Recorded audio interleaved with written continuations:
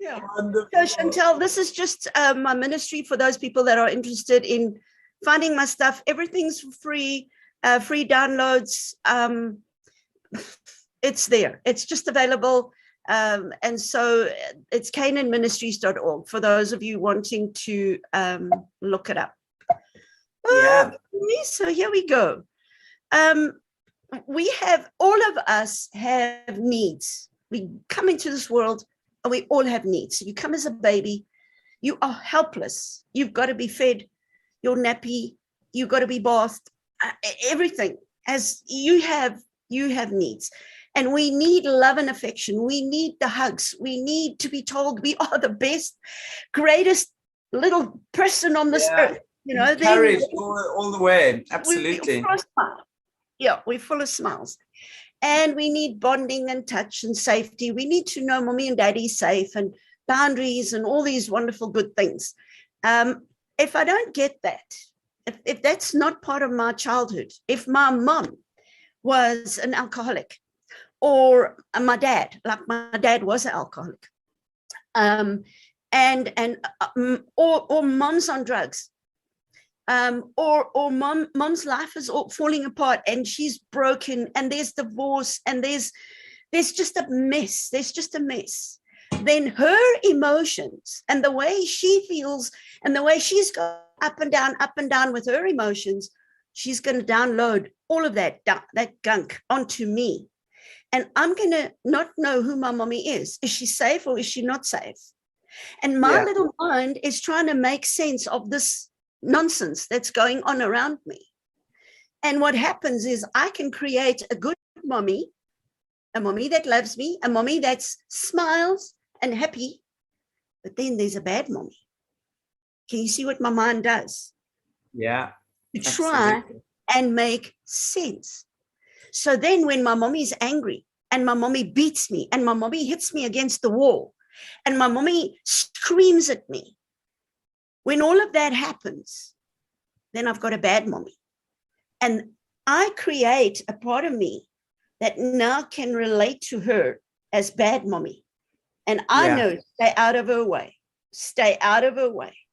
But when there's the loving mommy, when there's the good mommy, the mommy who loves me and hugs me and kisses me, then I've got another part of me that can go to her and she'll love me and hug me. And already as a tiny little tot, I have in my mind, in my crib, I've already split. And I've created a good mommy and a bad mommy, a good baby and a bad baby. So that I can cope. May I just ask you if, while we're just on this topic, would this be the same then? Are we talking as well? Because I wanted to touch on the DID and the SRA. What that means. That's the beginning of DID. Yeah. Okay. The dissociative identity disorder. So would this be the same as that then? Okay. Yes, great. That's it. Makes a lot of sense. That's the very beginning, you know, of trauma. This is now trauma counseling. Yeah. And that's the very beginning of trauma in a little baby's life, is when mom's messed up. And this is, mom is like a perpetrator, but she's not a programmer. So we're not talking SRA now yet. I'm just going to focus on DID. And then I'm going to go over to what the difference is with an SRA person. And so we are talking about trauma. And so it's a mom that's messed, a dad that's messed up. And they, instead of giving me the love and the affection and the hugs and the bonding and the safety that I need, I'm now having this conflict in this broken mommy and daddy and the way they treat me. And the only way I can make sense is to split and have a side of me, a good baby, who will relate to a good mommy. And a bad baby, because mommy tells me I'm bad. So now I make a bad baby that is now angry and upset with this angry mommy. So I internalize what is going on the outside. And this is something that people really need to understand when it comes to DID, when it comes to the splitting of the mind, is whatever is going on in my outside world, I will internalize. That is plain, straightforward psychology. This is the way we function. This is the way my little brain works.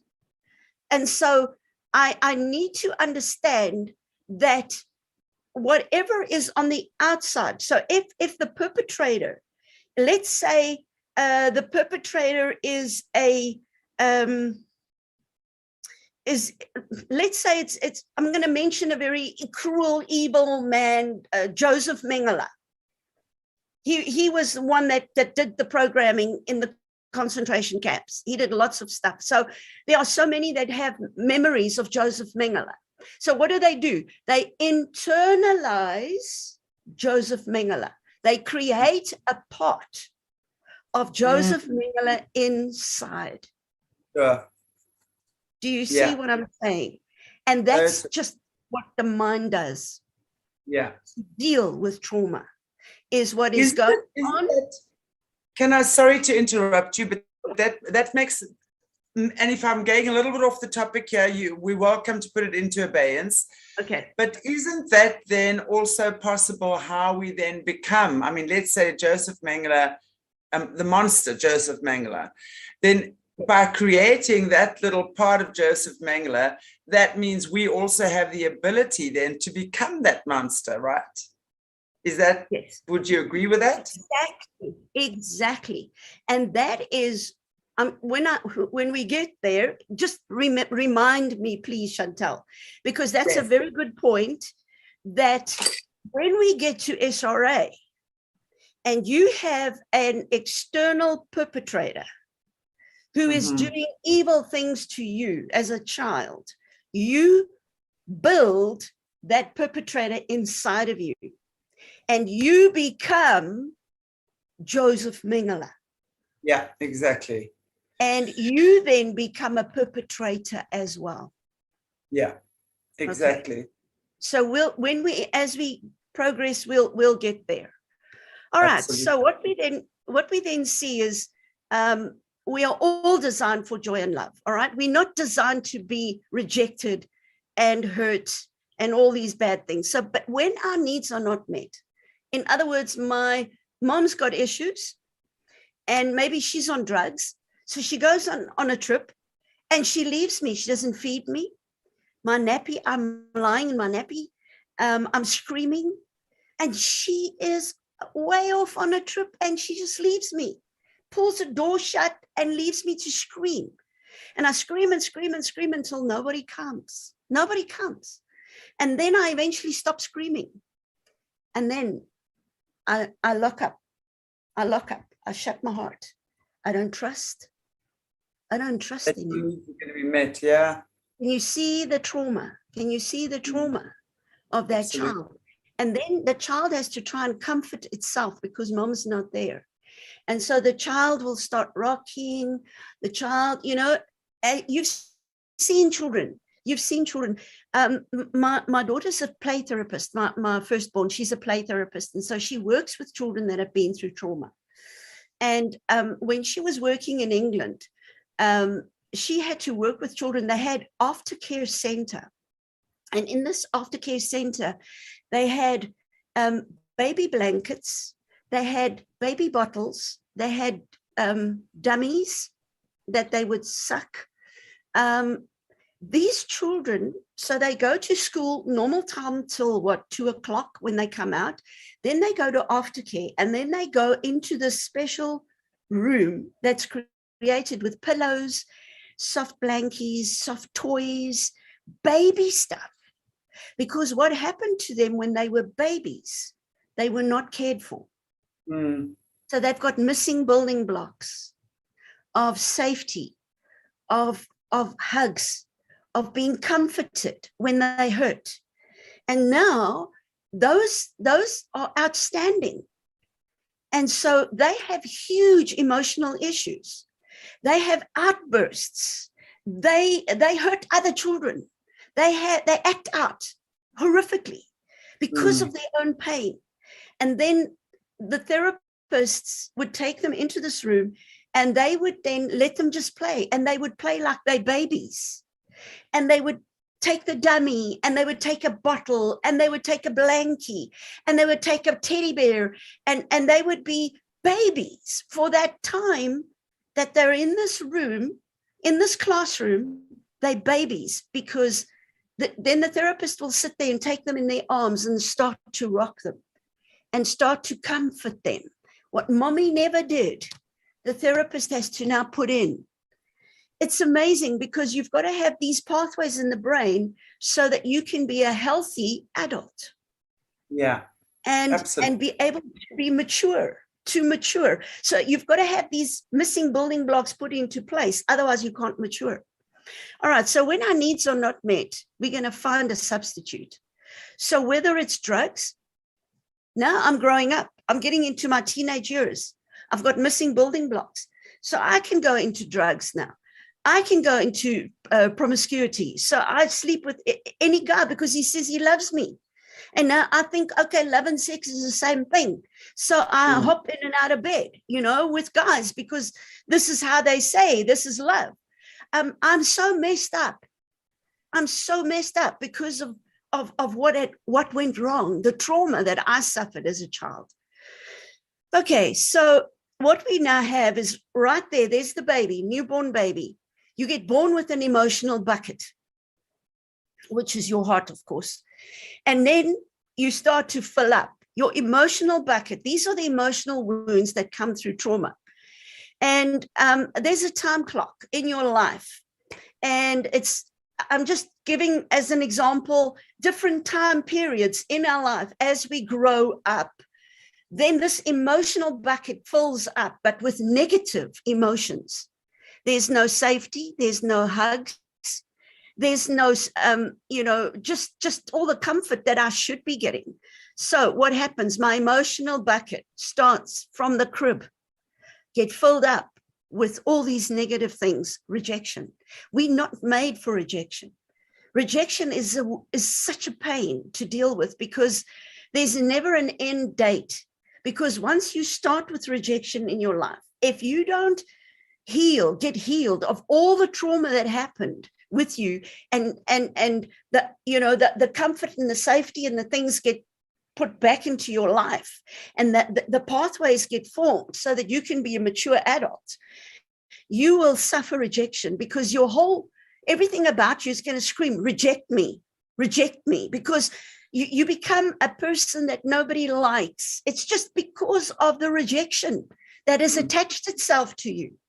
All right, that's a rejection. Then you grow up and here's fear and hopelessness. And you grow up further, there's shame. You get shamed at school. You get shamed for what you look like. You get shamed for when your body starts developing. You get shamed, about just going into puberty, and you get shamed about, oh, look at your legs, look at your nose, look at your ears. Children are cruel. We get shamed. Then you grow up, and because of all that stuff, the anger and the hatred, and then you start acting out. You start hurting others and biting. You bite other children, and all of these things go wrong in your life. Bitterness. So you can see I'm growing up the whole time, and my emotional tank is filling up. Now I'm an adult, and I'm so inferior. I'm so filled with shame. I'm so messed up. I cannot even think I can keep a job. I don't feel I'm good enough to keep a job. I don't feel I can even do the job. And so I have all these insecurities and all of this stuff, because this is what my emotional bucket has been filled up with. Now, we counseled a little girl. She was 2.5 when she came to this family. This family adopted her. And when she arrived with them, they just loved on her. They brought to the beautiful room, did her room beautiful, painted, gave her every single thing this little girl's heart desired. But by the time she was going into school, she was having learning disabilities, major. she was really struggling with friends. She was biting them, hurting them, hitting them. By the time she was 12, they were going to put her into a special school for children that can't behave themselves. She was getting labeled. They put labels on her saying, she is ADHD, she's this, she's that. She is just impossible. We can't work with her. She can't be in a normal school. She needs a one-to-one teacher. She can't be a normal child. So by the time these parents came to us for help, they were just desperate. They were desperate. They had given her everything. So I said to them, okay, where does this child, what's her history? What's the background? No, we got her at 2.5. I said, well, what happened before 2.5? She has a file. It was thick like this with the social worker. Her parents were both in drugs. To get drugs, the mom had to sell her body. So that the father of the little girl pimped the mother so that they could get money, so that they could get the drugs. So now the child needs milk.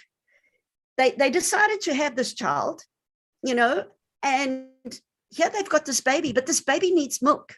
But they don't want to take the money for the drugs because it's going to now, that's messing up with their drug money. So they fed her diet pills. Listen to this, Chantal. This is in South Africa.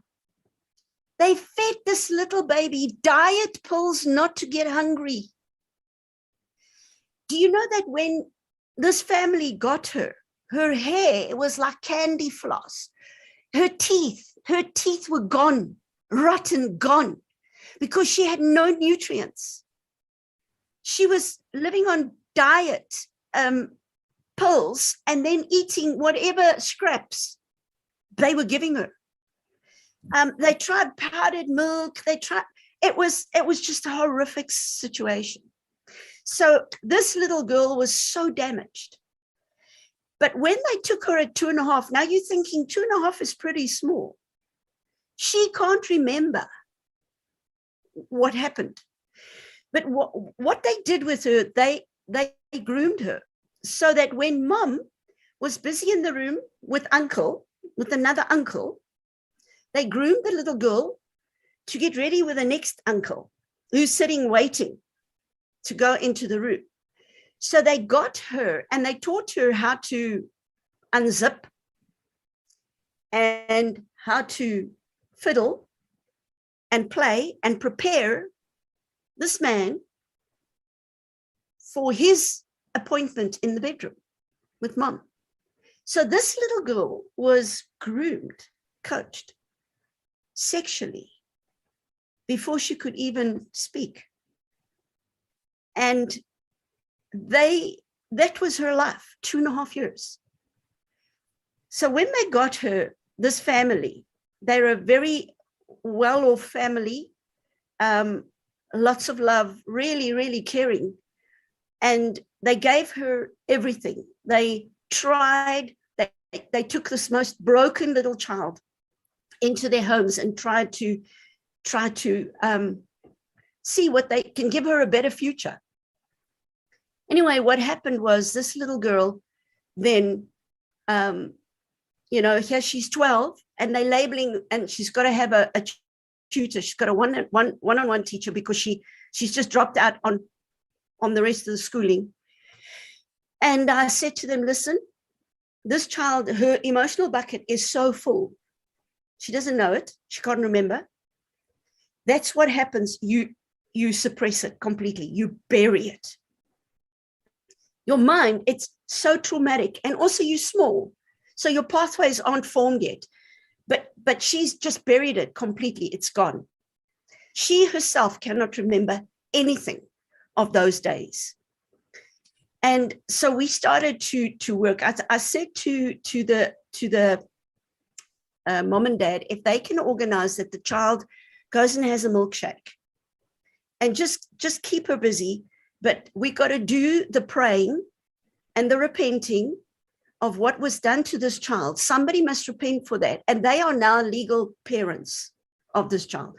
Are they prepared to do it? They said, sure, anytime. They prepared to pray. So the child went off with somebody that she knew, and she had her time of milkshake and visit. And I sat with the parents, and the two of them repented of everything that I've just told you, the diet pills, the sexual stuff, just the no caring, just the abuse, the horrific abuse that this child suffered. And so they wept as parents, just crying through the prayers as they were bringing this before God and saying, Father, we ask forgiveness where these parents were not parents, and what they did to this child and how they've wounded this child, and all her emotional bucket is so full. Anyway, after a while, we worked through it. I did all the praying and the warfare and all of that stuff with the parents on their own. And then we got the little girl to come back. And I just sat with her, took her hands, looked her in the eyes, and I said, my girl, I hear that you're going through a difficult time. She said, yeah, that's true. I said, you don't want to go through this anymore. She said, no, I don't want this anymore. She said, but I don't know why I am like this. I don't know why I do what I do. Because now she's being accused of sexually messing with other children as well. And she doesn't know why. And what was so interesting was the parents were telling us that every morning when she wakes up, all her bedding is twisted off her bed because she has such a restless nights that she is, churning and dreams and twisting and she just is, her whole bed is so messed up. All the sheets are off. Every morning they have to, redo the whole bed. There's no calm. There's no peace. And so anyway, I said to her, listen, I'm going to pray for you. I prayed with mom and dad, but I'm not going to go through all those prayers mom and dad have done. So what we're going to do is we're going to pray and we're going to ask God to pull the plug. It's like a bath full of dirty water, and it's got to drain out. And your bath has been filled with dirty water. All these emotions, the anger, the bitterness, all of that stuff is in that bath. And we got to pull the plug and we got to drain it out, because I was saying, God, I don't know. This child is so loaded with all this trauma. Where do I begin? And it's all before 2.5 years of age. So I said, Father, just give me a strategy. Just give me a way of prayer. And I just prayed with her and I said, Father, I bring this child with all of this trauma that she's been through. I bring her before you now. And I ask you to pull the plug of her emotional tank that has been so filled with gunk. This child doesn't even know it. That which was piled on top, the love and all she got after 2.5 years didn't make up for all that emotional baggage and the missing building blocks that she didn't get as a baby. So I just trusted God, and we prayed, and I just waited, and I said, Father, just let all the trauma go, every bad memory, every bad emotion, because every emotion is a frequency. And so she's been carrying all this negative frequency, this negative energy with her all the time that she couldn't explain. And so we just, Father, let it go. And just waited a while. And I just led her in a very simple prayer of renouncing the iniquity that she was born with, that she received from her birth mommy and her birth daddy, and that she says, no, I don't want it. So with her own mouth, she rejected it, she renounced it, and I just asked God to take it. Well, it was amazing. She looked up at me with a big smile, and she says, I think I feel better. And went home, and of course, I'm now Father, did it work? Did it work? Because it's such a huge trauma. And what was so amazing, Chantal, was that her brother of this family that she was with, he was a big brother already, and he contacted me and he said to me, you will not believe the difference in my little sister. It took a few months, of course, of just processing and working through this, but within 6 months, she was back at a normal school. She was upping her grades. She was doing very well academically. She was settling down as a normal little girl. Her bed, the biggest news was her bed was beautiful in the morning. I mean, obviously a child, it messes up, the bed, but not like she used to twist and turn with, you could see the trauma and the torment. All of that had lifted. And so mom and dad contacted me and said, we got to just let you know. We waited because we didn't know if it was going to work. And we were so disappointed before because we'd taken her to all the best who's professors and whatever. And we couldn't get this child, just to be normal. And we waited to make sure that this is going to be okay.